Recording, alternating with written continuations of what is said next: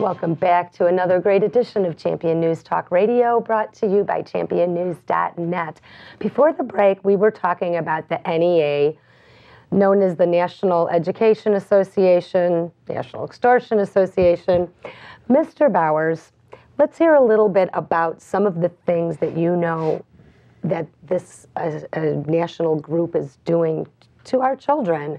Yes. Which is our treasure and our hope and our posterity. Yes. Well, they're the most powerful organization in education today. And just even last school year, they passed a resolution saying that they wanted to take October 1st throughout all our public schools to celebrate Chairman Mao's successful communist revolution in China.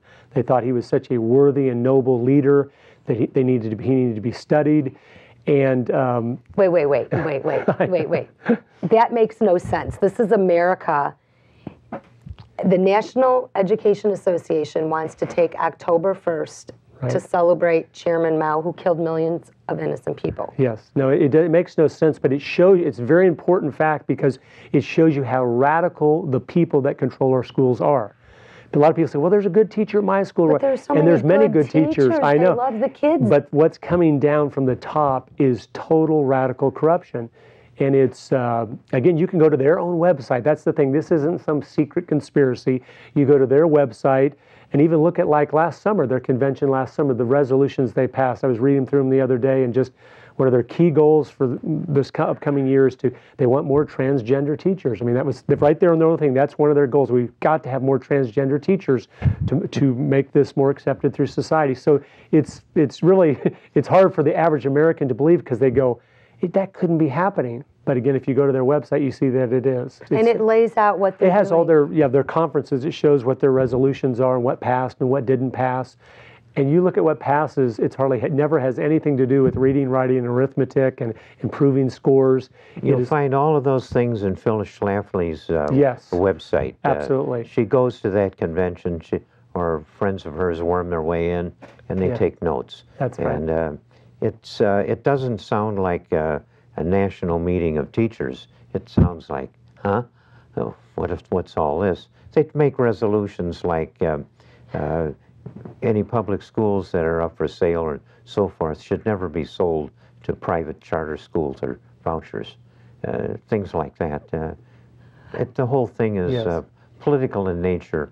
It isn't about teaching children decency. Oh my gosh, the poor children are being used. Do you think the teachers know this?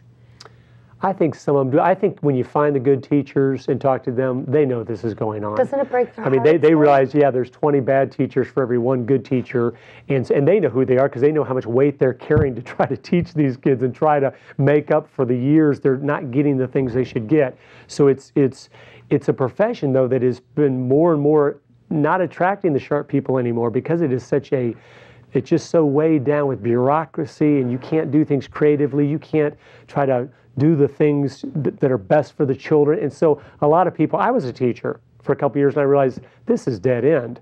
This is for many different reasons. And so I moved on to business because I've always loved business, and I love America, the potential you have in America to be successful at whatever you do if you work hard. Or potential to fail, but then get up, the opportunity to get up and learn from that. Thanks. You were mentioning something about, this is K through 12, the NEA, but you mentioned that the colleges, the craziness gets increased by the professors exponentially. Could you tell our listeners a little story about your Minnesota trip, and you were speaking, and what transpired there? Sure. On an overview of that, even like David Horowitz has a great book, I think it's called The Professors, and he just goes through to show you a sampling of professors across the country and where they're coming from. But last week I was in Minnesota at a college there, and we had a showing of the film, and afterward was taking questions from the audience, and a gentleman stood up and he said, I just want to say this film was brilliant. It shows so clearly how the communists and the socialists and progressives have infiltrated and taken over education and media and the Hollywood. And he goes, man, I can't believe you found this all out and researched it so thoroughly. He went on. And then he said, I want you to know this is true. And he goes, I am a communist and I'm a professor at this college, and we will win because we're getting all your children. And he went on to the statistics. He said, right now, all the millennials, 75% of them have no interest in organized religion. Right now, he went through statistic after statistic, just showing how they are being very successful in what they're doing. And the crowd sat there with their mouth open, as I did too, and couldn't believe it. And then when he walked out, there was ladies that were crying. They go, how could this be happening in our little small town, Minnesota here? And I told them, he is at every college in the nation.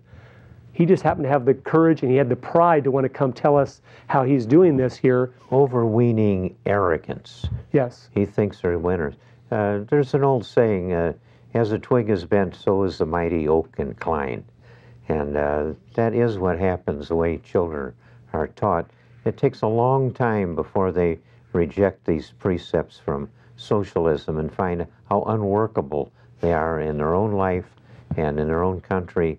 And they can be like Whittaker Chambers that went into it way back in the 30s, earlier than that, and for ethical reasons.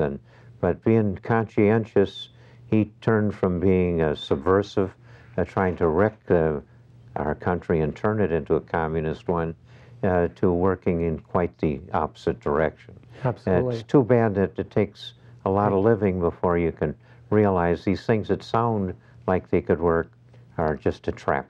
Yeah, the best offense against this is the real world.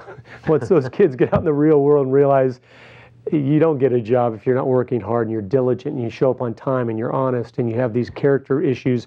But again, as more and more people buy into this, it's causing a big problem. That professor, his last statement was, he goes, as you'll notice, everyone in this room is older. In 30 years, you'll all be dead and we'll have everything.